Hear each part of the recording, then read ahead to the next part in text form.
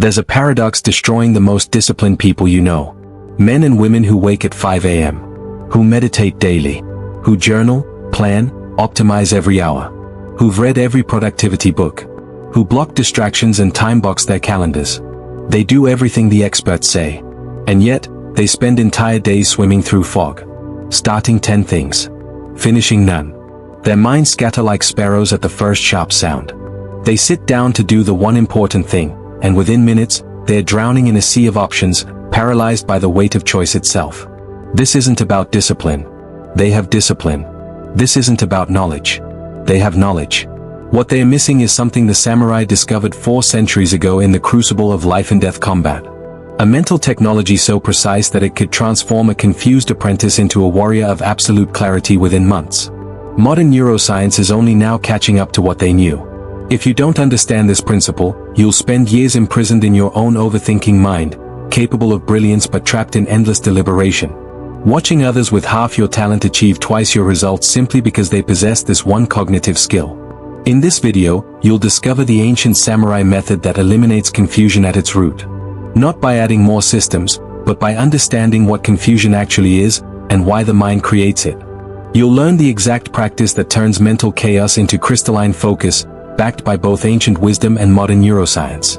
This is the path from scattered to singular. From confused to certain. Let's begin.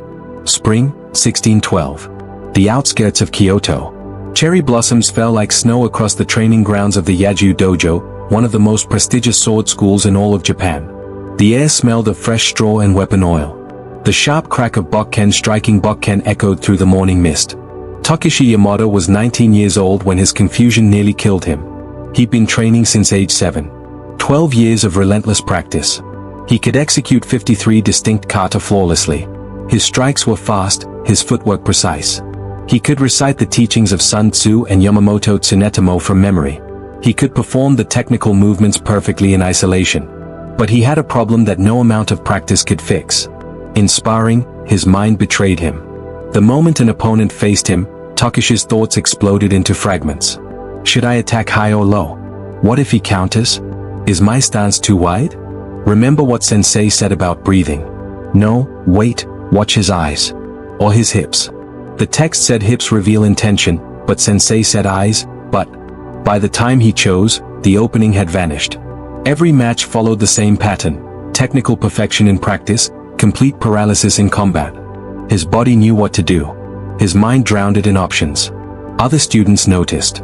Whispers in the bathing house. Sympathetic looks from junior students who'd already surpassed him. The worst part? Takeshi understood the problem intellectually.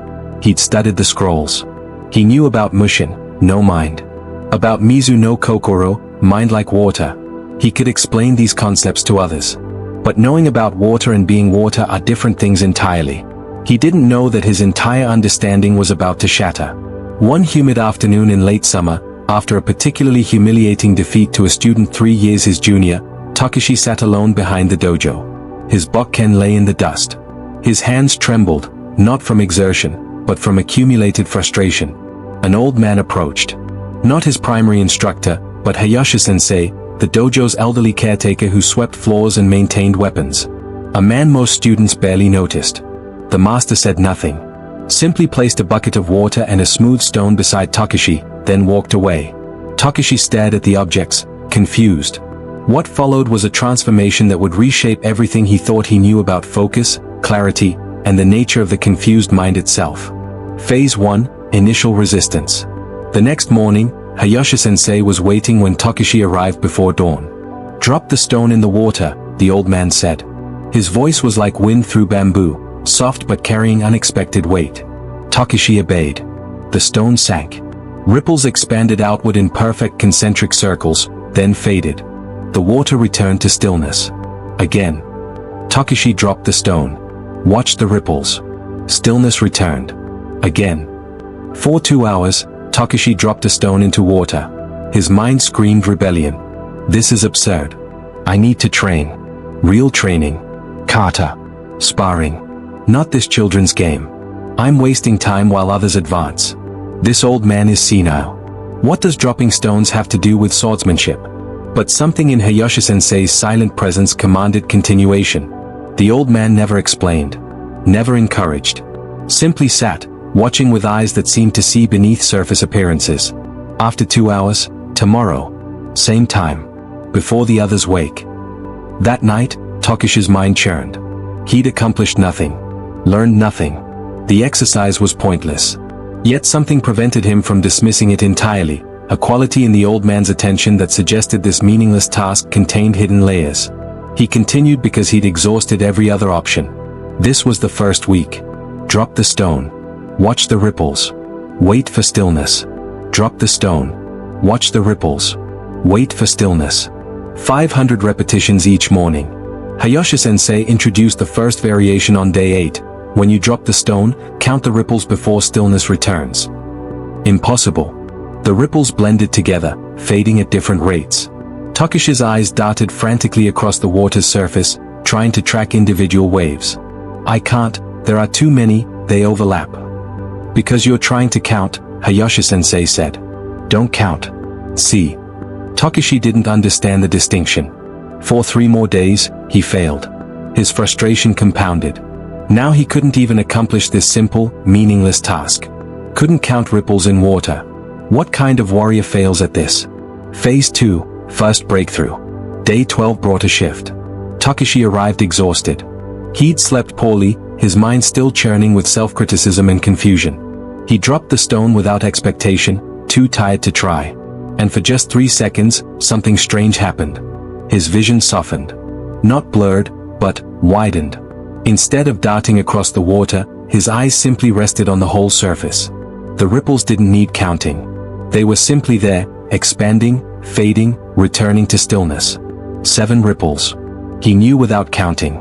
The knowledge arrived whole, the way you know how many fingers you're holding up without counting them individually. Then his analytical mind noticed what had happened, reached for it, tried to grasp it, and the state vanished. His vision narrowed again. The ripples became separate, trackable objects that his attention chased frantically across the surface. He'd lost it. But now, Takeshi knew something existed beyond the way his mind normally operated. He'd touched something for 3 seconds.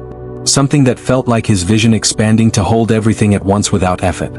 It felt like the difference between a clenched fist and an open hand. The moment passed. His normal consciousness returned. But Takeshi carried a new certainty. Whatever Heijoshin-sensei was teaching, it was real. Pause. The old man had watched without comment. Now he spoke, you saw. For just a moment, yes, I. Don't explain. Practice. Over the following weeks, those moments of soft vision became more frequent. 3 seconds became 5. 5 became 10. Takeshi learned he couldn't force the state, trying to achieve it guaranteed failure. But he could create conditions for it to arise. Soft eyes. Relaxed breath. No grasping. Heijoshin-sensei introduced new variations. Drop 2 stones simultaneously from different heights. Watch both sets of ripples without choosing between them. Drop a stone, then immediately close his eyes and count the ripples by sound alone. Drop a stone, then describe the exact pattern of stillness returning, not the ripples themselves, but the spaces between. Each exercise trained the same quality, holding multiplicity without fragmenting attention. Takeshi noticed changes bleeding into daily life. Walking to the market, he could track peripheral movement without turning his head. In conversation, he heard both words and tone simultaneously without splitting focus. But he still hadn't touched a sword. Phase 3, deeper practice. Tomorrow, Heijoshin-sensei said on week 7, you spar with Kenji. Kenji. The student who'd beaten him 3 months ago. The humiliation that had started this entire strange journey. Takeshi's old anxiety arose. What if I fail again? What if the water practice was meaningless? What if? Practice, Heijoshin-sensei said quietly, gesturing to the bucket. Takeshi dropped the stone. Watched his thoughts ripple across the mind water like circles across the bucket's surface. Watched them fade. Allowed stillness to return. The anxiety didn't disappear. But it became one ripple among many, rather than a wave that commanded his entire attention. The next morning, Takeshi faced Kenji in the practice circle. The other students gathered to watch. They'd noticed Takeshi's absence from morning training, assumed he'd given up. This would be entertaining, watching him remember why he'd quit. Kenji bowed. Raised his bokken. His stance was flawless. Old Takeshi would have been thinking, remember his favorite combination. Watch for the feint to the left. Keep guard high. Don't repeat last time's mistake. What if? New Takeshi simply widened. His vision softened the way it did watching water. Kenji wasn't separate objects, feet, hips, shoulders, sword, eyes, that demanded sequential attention. He was a whole pattern that Takeshi's perception held completely without effort. Kenji attacked. His body moved before the strike fully materialized. Not reaction, recognition. The pattern shifted, and Takeshi's response emerged from the same place as knowing the number of ripples without counting. His Bokken met Kenji's in a perfect deflection. Kenji's eyes widened, shock at the speed, the certainty. The match continued. Takeshi felt no confusion. No mental choosing between options. Openings appeared like gaps in ripples, and his body filled them the way water fills available space. No thoughts. No decisions. Pure response. After 8 exchanges, Takeshi's Bokken rested against Kenji's throat. Silence in the training ground. Kenji stepped back, bowed deeply. What happened to you? Takeshi opened his mouth to explain, then stopped. He didn't know how to put it into words. I learned to watch water, he said finally. The other students looked confused. Only Heijoshin-sensei, sweeping in the corner, allowed a barely visible smile. That evening, the old man called him over. Takeshi, he said, you understand now what confusion is. I think so? Tell me. Takeshi considered. Chose his words carefully. Confusion isn't the absence of clarity. It's attention fragmented across too many objects simultaneously, each demanding primacy. The mind tries to choose between them sequentially, but by the time it evaluates one option, 10 more have appeared. It's like trying to count ripples by chasing each individual wave, you lose the whole pattern. Heijoshin-sensei nodded slowly. And focus. Not concentration, not narrowing. The opposite. Widening attention to hold the entire field at once without grasping at any single element. Like soft eyes watching the whole water surface. Everything is seen, but nothing is chased. Good. Now understand this. You practice for 8 weeks with water because water is patient. It will wait while you learn. But you are samurai. Your water is the mind itself. Phase 4, understanding crystallizes. The technique has a name, Heijoshin-sensei continued. Heijoshin. He wrote the characters in sand. Hei, ordinary, level. Jo, constant, always. Shin, mind, heart. Ordinary constant mind. The mind of no mind. The mind that faces death and washing dishes with the same quality of attention. Takeshi felt something click into place. The water practice wasn't preparation for focus. It was the focus itself. I was learning to let my mind be water, receiving impressions without distortion, returning to stillness between stimuli. Yes. But go deeper. Why does confusion arise? Takeshi thought back to his months of paralysis. Because the self inserts itself. When I fought, there was me trying to perform well, me evaluating options, me fearing failure. That me fractured attention because it was judging each possibility through the filter of self-concern. Will I succeed? Will I be embarrassed? How do I look? And when there is no self trying to choose, there's just action. Appropriate response emerging naturally from the pattern itself. Heijoshin-sensei drew another symbol, Mushin. No mind. Not empty mind. Full mind with no obstruction. Like water that reflects the moon perfectly because it's not trying to reflect. Reflection is its nature. Your sword mind should be the same. Not trying to focus, but naturally clear because you've removed the one thing that creates confusion. The grasping self. Yes. Practice for 8 weeks taught you. You cannot focus on many things. But you can be present with many things. The first requires a chooser, the self-fragmenting attention across objects. The second requires no chooser, just open awareness receiving what arises. Takeshi felt the full weight of the teaching. All his months of struggle had come from a fundamental misunderstanding. He'd been trying to improve his focus through effort, through force of will. But focus isn't something you do. It's what remains when you stop interfering with the mind's natural clarity. Master, he asked carefully, why did you choose me for this teaching? Heijoshin-sensei's eyes crinkled. Because you had the most confused mind in this entire dojo. Confusion is a gift. It shows you're ready to see through the illusion of the choosing self. The students who never feel confused are the ones who haven't yet encountered their limits. You crashed against yours spectacularly. So confusion is the beginning of clarity. If you let it be. Most people respond to confusion by adding more strategies, more options, more thinking. You spent 8 weeks doing the opposite. Learning to let the ripples settle instead of creating new ones. That night, Takeshi sat alone with the water bucket. He dropped the stone one more time. The ripples expanded. Each circle perfect, inevitable, requiring nothing from him. They faded at their own pace. Stillness returned not because he willed it, but because it was water's nature to be still when undisturbed. His mind worked the same way. He'd simply never stopped disturbing it long enough to notice. Before we continue, let's understand what was actually happening in Takeshi's training. Modern neuroscience has discovered something the samurai knew 400 years ago. Confusion and focus aren't opposites. They're the same cognitive mechanism operating in different modes. When Takeshi practiced with water, he was training what neuroscientists call diffuse awareness versus focused attention. The brain operates in two distinct networks, the task-positive network and the default mode network. The task-positive network activates when you deliberately concentrate on a specific object, reading these words, solving a math problem, tracking a single opponent's movements. This network is narrow, effortful, and rapidly depletes glucose. It's what we typically think of as focus. The default mode network activates during wakeful rest, mind-wandering, spatial navigation, holding ambient awareness of environment. This network is broad, effortless, and metabolically efficient. Here's what the research shows.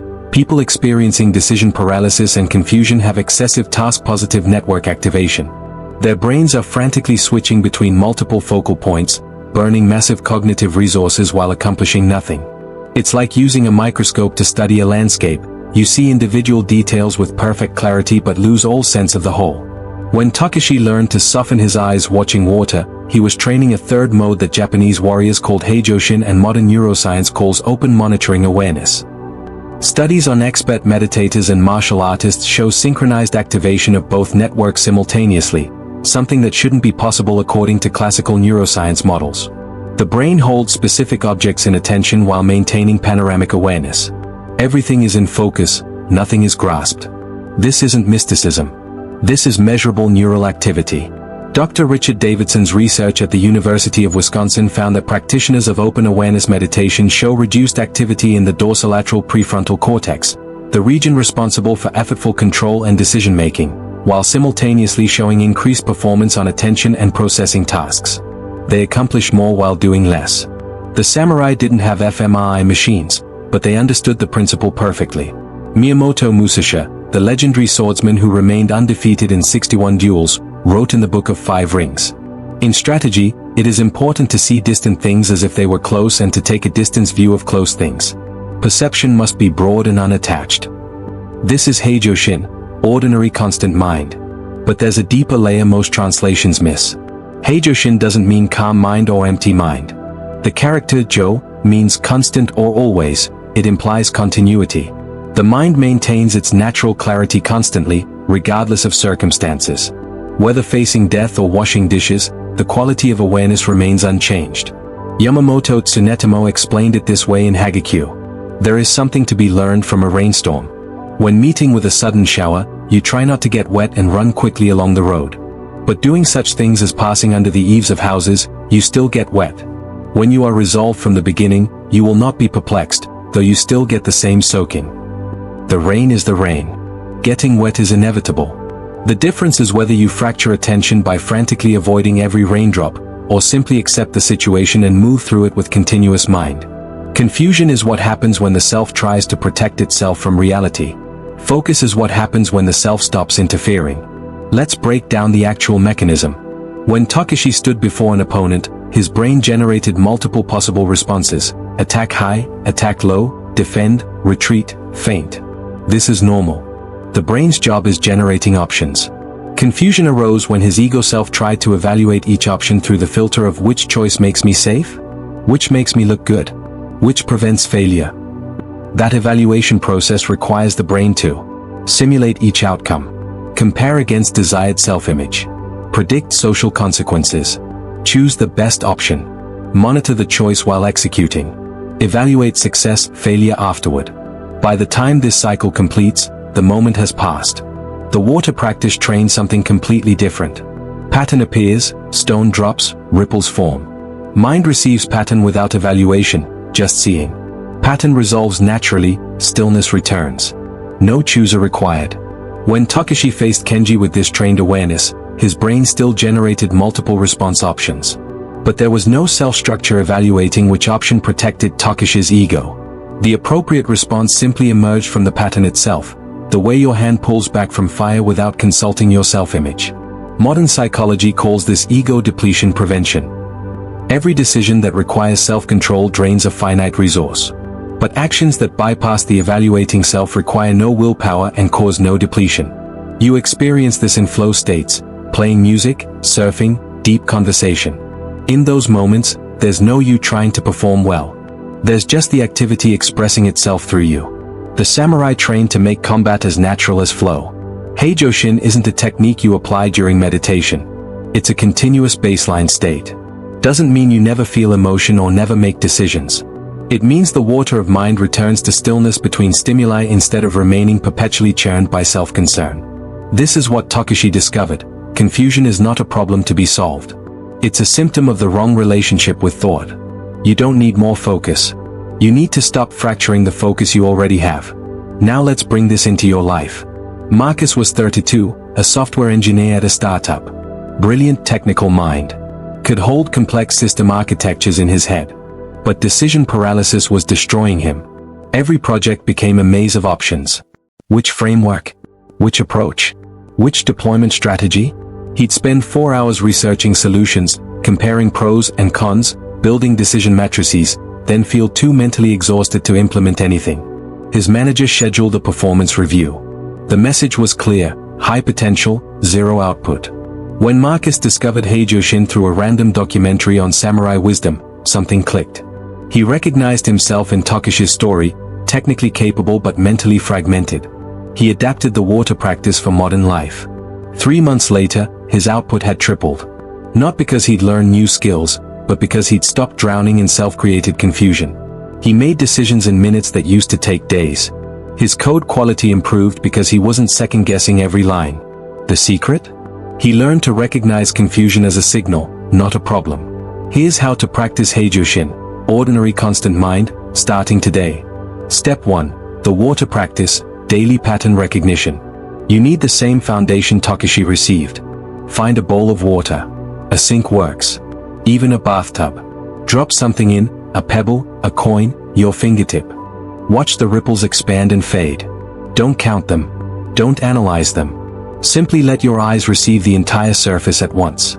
The practice is training soft focus perception. Most people's attention operates like a spotlight, narrow, intense, jumping between objects. This trains floodlight attention, broad, receptive, stable. Do this for 5 minutes daily. Sounds absurd. Feels pointless. The transformation happens anyway. Common mistake, trying to achieve soft focus through effort. That's like trying to relax by tensing harder. Instead, simply stop narrowing. Let your peripheral vision become as clear as your central vision without moving your eyes. You're doing it right when you notice. You can see the whole water surface, the ripples, the bowl's edge, and your hands simultaneously without your attention jumping between them. Step 2. Confusion recognition, identifying the self-filter. Throughout your day, notice when confusion arises. You're not confused about the task. You're confused because your self-image is trying to evaluate, which option makes me look smart? Which is safest? Which prevents criticism? The moment you notice that quality, the ego-protecting filter, name it silently, self-concern arising. Don't judge it.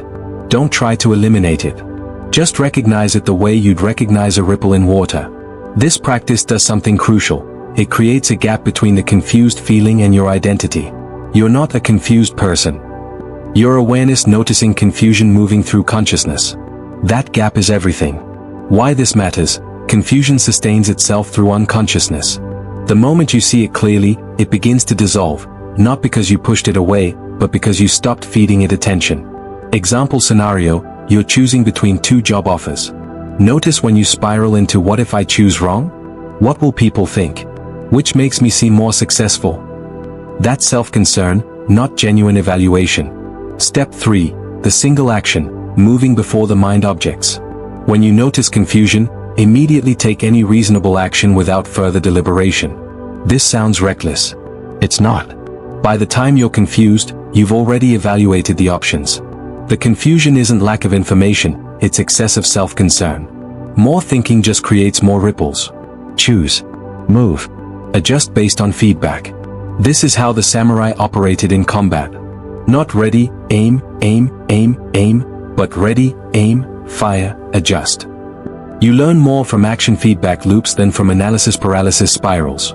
Integration with previous steps. The water practice trains the perceptual skill, holding complexity without fragmentation.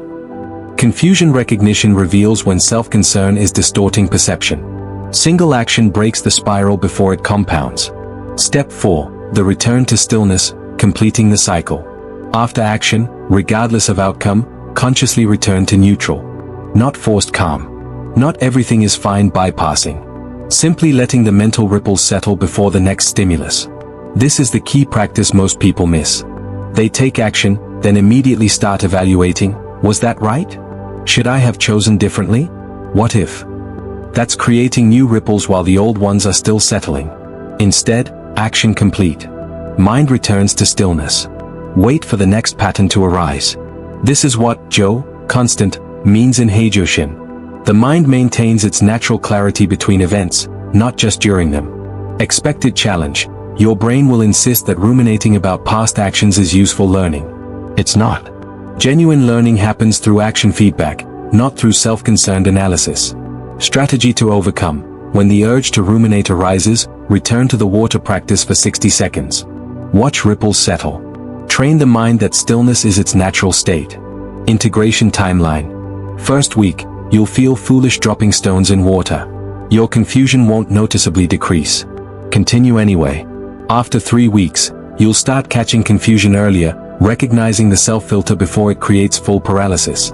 Your decision time will decrease slightly. After 8 weeks, like Takeshi, you'll experience moments where options become obvious without deliberation.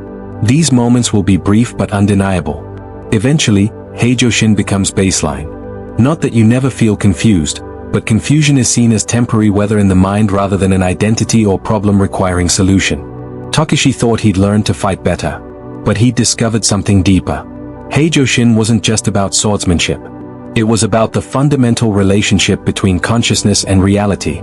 Confusion is what happens when the self stands between awareness and experience, filtering everything through the question, how does this affect me? Focus is what happens when awareness meets reality directly.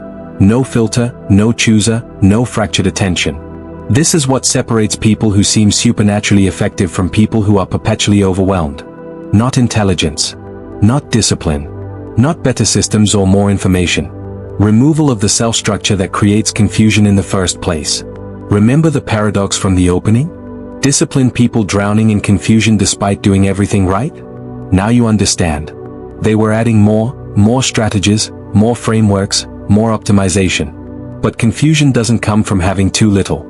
It comes from the self grasping at too much. The solution isn't addition. It's subtraction.